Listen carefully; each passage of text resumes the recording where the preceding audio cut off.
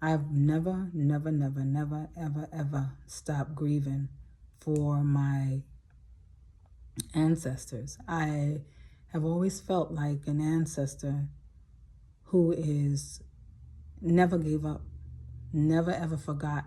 Now, if you read Zora Neale Hurston's book, Barracoon, I actually went to the book signing from her editor because she never got to put the book into print. But it's basically about, so Cudjo Lewis was born Oluwale Kossola around 1844 in what is today the country of Benin in West Africa. He was from the Yoruba ethnic group. And let me tell you something about, oh my God.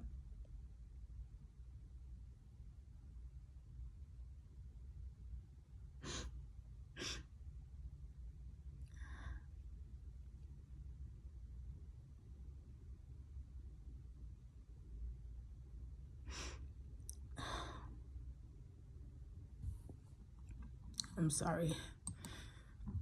He was from the Yoruba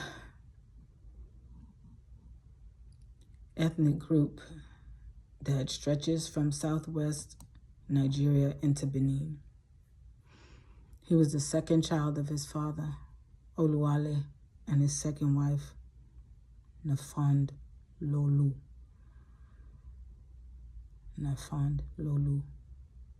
I'm just doing my best, okay? Why am I emotional? Because when I read this book, I was so emotional. And I talk about him on my channel. And I always said, this man, he cried every day for Africa. He never forgot. He never forgot. And he cried also that his children never got to see Africa. And they all died in America. And he always said, his children never got to see Afiki soil. He used to say it like that. He did his best to speak English, right? It wasn't his mother tongue. And I always really identified with this story because I said, just like Kudjo Kossola, he never, ever, ever, ever, ever, ever, ever stopped longing for Africa. I said, well, where did that, I always said, but where did that spirit go?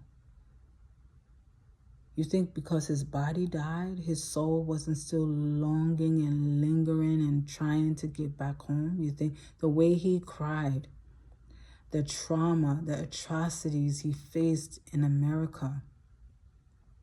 And when he got his freedom, he wanted his master to send him back home. And the master was like, no. And so he wanted the master to give him land. And the master said no. And him and the other Africans saved up their money, their money, and built a church. Y'all may say, well, that's all he knew at that time. That's all he could do. And he built up a church, him and the Africans, while the African Americans jeered and laughed at them. But I always really resonated with Cudjo Kossola, with his story, Oluwale. Africa Town is a community in Mobile, Alabama. That's where he was taken to, and not in Florida. It's the home of descendants of the enslaved Africans who arrived on the Clotilda. That's the slave ship that Kossola was on. The last known ship to transport enslaved people to the United States after the international slave trade was banned. You imagine they had 110 enslaved Africans on the Clotilda.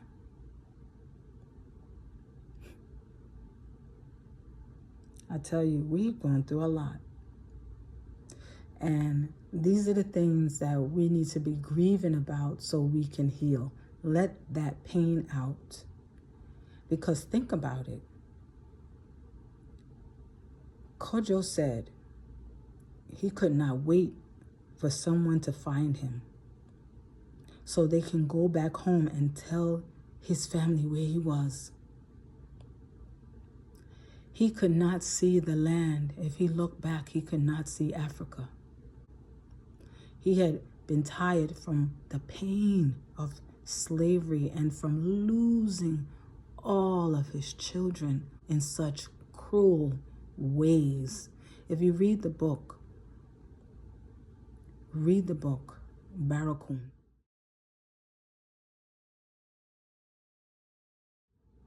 By Zora Neale Hurston, you understand, some of y'all are grieving for the wrong thing.